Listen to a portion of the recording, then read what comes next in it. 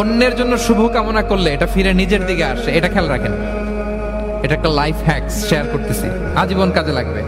অন্যের জন্য যেটাই ভালো কামনা করবেন এটা ঘুরে আপনার দিকে আসবে। অনেকে বলে হুজুর ওর জন্য দোয়া করে আমার কি লাভ?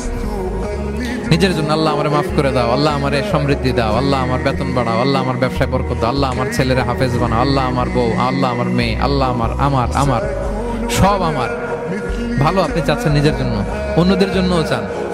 আল্লাহ আমার সব ভাইদেরকে মাফ করো, আল্লাহ আল্লাহ আমার গোটা মুসলিম উম্মাকে তুমি বরকত দাও, কল্যাণ দাও, নেতৃত্বে আসার তৌফিক দাও, আল্লাহ সবাইকে সুস্বাস্থ্য দাও।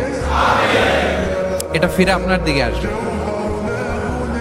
অন্যের জন্য শুভকামনা বহুগুণ বৃদ্ধি হয়ে নিজের দিকে রিটার্ন করে। বিষ্ণু সাল্লাল্লাহু এটাই বলেছেন, মা মিন আবদিন মুসলিমিন ইয়াদউ লিআখিহি বিযাহরিল গায়বি ইল্লা ক্বালা লাহুল মালাকু ওয়া লাকা বিমিসলিন।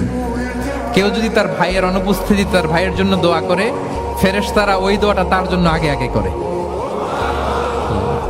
তাহলে অন্যের জন্য শুভকামনা করলে, দোয়া করলে লাভ না লস? ধরেন আমি মোশাররফ ভাইয়ের জন্য দোয়া করলাম যে আল্লাহ মোশাররফ ভাইকে তুমি সুস্থ করে দাও, তখন ফেরেশতারা বলে আল্লাহ যিনি দোয়া করতেছে তার যদি কোনো রোগ বালাই থাকে আগে তারে সুস্থ করে দাও। ধরেন আমি বেলায়েত ভাইয়ের জন্য দোয়া করতেছি, আল্লাহ বেলায়েত ভাইয়ের এই সমস্যা আল্লাহ তুমি দূর করে দাও, ফেরেশতারা বলবে আল্লাহ যিনি দোয়া করতেছে তার যদি এই সমস্যা থাকে আগে তারে এটা দূর করে দাও। ধরেন আমি দোয়া করলাম আল্লাহ আমার এই ভাই, আল্লাহ সে গরিব, তার অর্থের